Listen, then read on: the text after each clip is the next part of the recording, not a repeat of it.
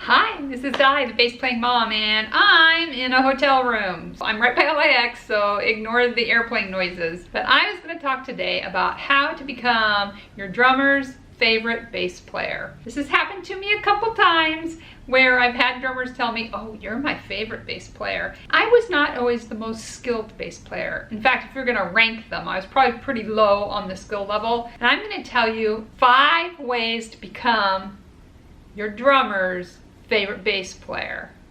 What is the advantage to that, you may ask? If the drummer shows up with a smile on his face and rehearsal is going to go so much more smoothly, you've got somebody who has your back. So I'm going to help you out here and become your drummer's favorite bass player. Number 1, make sure you greet the drummer. I always try to make sure, sometimes you go right into rehearsal. I haven't even met the drummer before we're playing together, which is not awesome, but it is really good if you can meet the drummer. Make sure you know him, shake his hand, you know who you're playing with. That goes a long way. If you could befriend the drummer, that is a plus too. The second tip I have is to practice before rehearsal. Rehearsal is not the same thing as band practice. Band rehearsal is running the song so that you know the beginnings and the ending. Are you guys gonna do a big swell in, or is he going to do a trash can ending? Like, those are important things. Those are part of rehearsal. Practicing is what you do at home, where you go through the song over and over again. You slow down the hard parts, you play those over. Once asked my music director, like, what part should you practice first? And he says, practice the hard parts. If something's easy for you, don't practice it over and over. Practice the hard parts. Make sure you have those down before rehearsal. Third way to be his favorite bass player, and this may be the most important, and that is lock in with the drummer.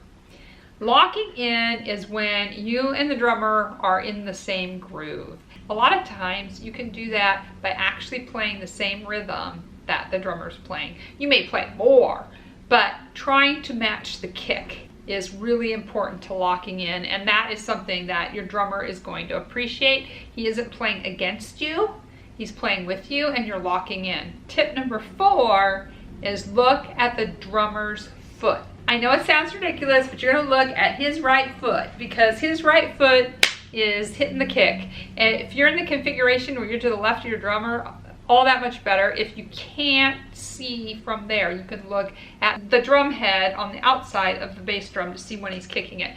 You want to make sure that you know when he's kicking, what rhythm he's kicking, and you keep up with that rhythm when you're playing. A little aside though, it does make some drummers nervous. I've had some young drummers and some older drummers get nervous because they say I'm the only bass player that looks at their foot. For me, it helps visually because you never know when you're playing live what the sound is going to be like. Like, it might be great in rehearsal and you can totally hear the kick and it's great and awesome, and then you get to the gig and everything changes for some reason and suddenly you can't hear it. So having that visual really helps me.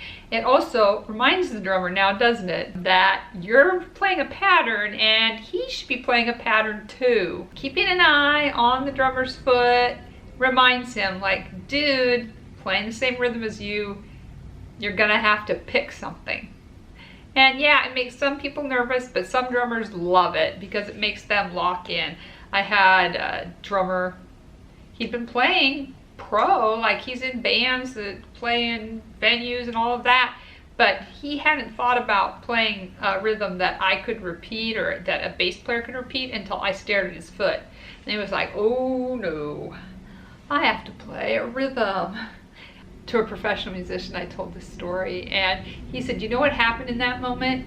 Your drummer learned to listen.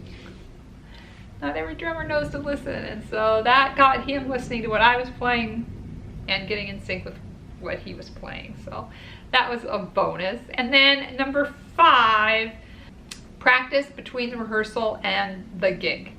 Make sure you are ready to go, you know your part, you don't know what's gonna happen in live music, anything can go wonky, but knowing what you're supposed to be playing gives you something to get back to. So it's really helpful if you've rehearsed, and drummers appreciate that. They like knowing that they can predict what you're gonna play and that you'll be playing together. You know, you can synchronize your fills, make them work really well together, And so it means a lot to a drummer. Do you have any other tips that would make a bass player your favorite bass player if you're a drummer? Or if you're a bass player, what makes a drummer your favorite drummer?